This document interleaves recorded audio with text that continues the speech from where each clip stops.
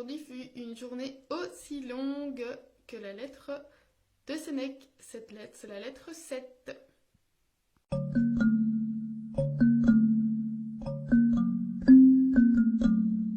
Alors cette lettre, la lettre 7, elle parle de la foule. Et ce que Sénèque prescrit à Lucilius, c'est d'éviter le plus possible la foule. Il lui dit que son âme, qui est en progression, et que même celle de Sénèque, n'est pas encore prête à affronter la foule. Il donne l'exemple d'un malade qui sort d'une longue maladie et qui est en rémission, on va dire, n'est pas encore prêt à aller affronter la foule et risque d'en avoir des dommages. Et il dit que si on va dans la foule, il y aura toujours quelqu'un qui va essayer de nous apporter le vice. Alors soit en public, sans se cacher, ou à notre insu. Et donc insidieusement, on va être envahi par ce vice.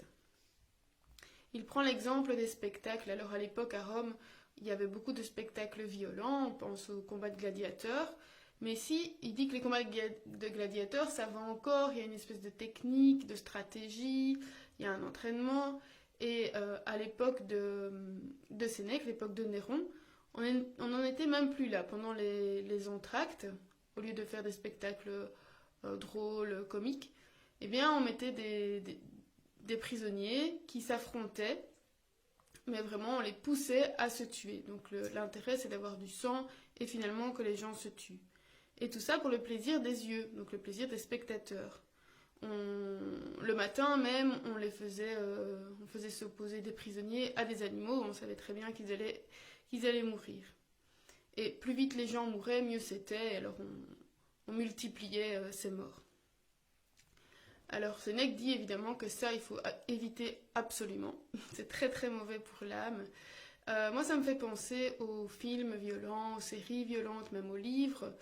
Je sais que moi, ça me perturbe beaucoup et donc ça fait un petit temps que j'évite tout ça. J'évite les films, même les livres où il y a de la violence, des crimes. Ça ne me va pas du tout. Donc je choisis vraiment... on va dire des trucs à l'eau de rose, bon, n'exagérons pas, mais voilà, je sais que pour moi c'est assez perturbant.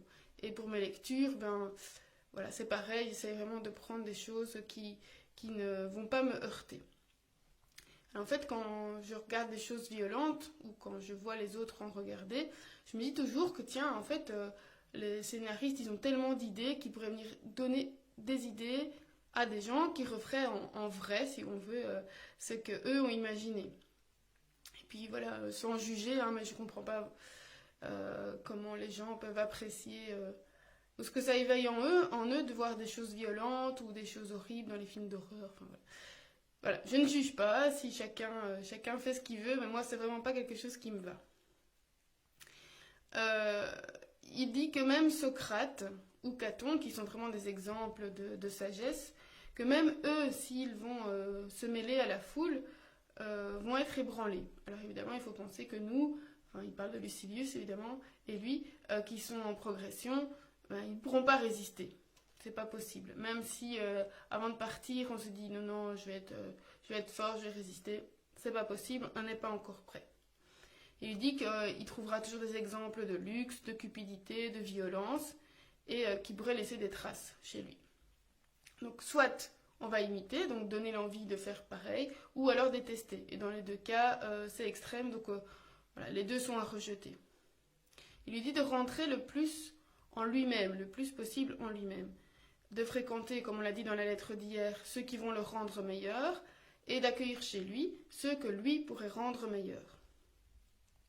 Il lui dit aussi de ne pas essayer de parler devant la foule pour faire passer ce qu'il a vu, ce qu'il a appris, parce qu'en fait, parmi les gens, personne ou peu de personnes pourraient le comprendre.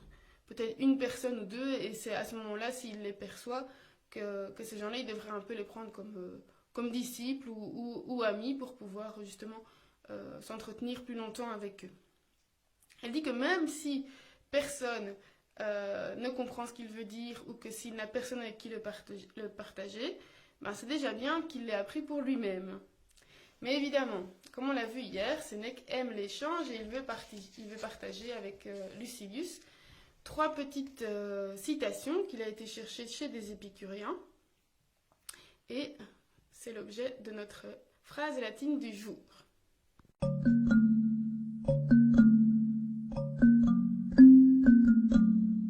Donc, satis enim magnum alter alteri theatrum sumus. Donc c'est Épicure qui dit, voilà, je n'ai pas besoin de la foule, je n'ai juste besoin que de toi.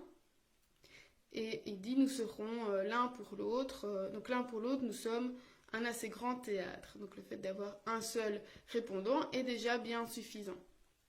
Et Démocrite, lui qui est le père de l'atomisme, donc on en aura peut-être l'occasion d'en parler une autre fois, dit « Un seul homme vaut pour moi la masse des gens, et la masse des gens en vaut un seul. » Voilà. Donc on ne cherche pas la foule, on ne cherche pas l'assentiment, l'accord de la foule. Ces phrases qu'il donne à Lucilius, il lui dit de les méditer tous les jours, pour éviter justement de vouloir être adulé par la foule ou admiré par la foule. Alors, évidemment, moi, ça m'a fait bien penser en disant « Ouais, mais en fait, c'est super facile pour le moment d'éviter la foule puisqu'on est en confinement et qu'on n'est pas soumis au regard ou quelque chose qui pourrait nous donner envie chez les autres, bien sûr, mais on pense tout de suite, et ce à quoi Sénèque n'était pas du tout exposé, ce sont les réseaux sociaux, ou même la télé, la publicité, voilà, tout ce qui peut donner des envies, tout ce qui peut donner... ou donner des envies, ou être mis en horreur, voilà. On s'expose toujours à soit être troublé, et évidemment sur Facebook, moi ça m'arrive parfois, là j'y vais un petit peu comme ça, et puis j'ai un objectif en tête, et puis ben voilà, de fil en aiguille, on sait que c'est hyper chronophage, on va passer de chose en chose, et puis finalement on va être troublé par quelque chose qu'on aura vu, puis dire mais enfin... Pourquoi est-ce que j'ai encore été voir ça?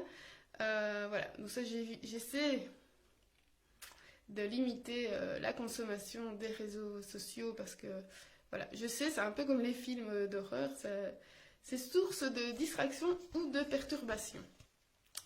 Et pour ma part, voilà, je disais, je ne cherche pas l'assentiment ni le fait d'être vu par beaucoup de gens. Donc c'est comme Sénèque disait, si je suis vue juste par moi-même, c'est déjà très bien. Voilà, le travail que je fais en lisant ces lettres m'apporte déjà beaucoup et voilà, j'apprendrai à mieux me connaître moi, à travailler là-dessus et à demain ou à l'été, portez-vous bien.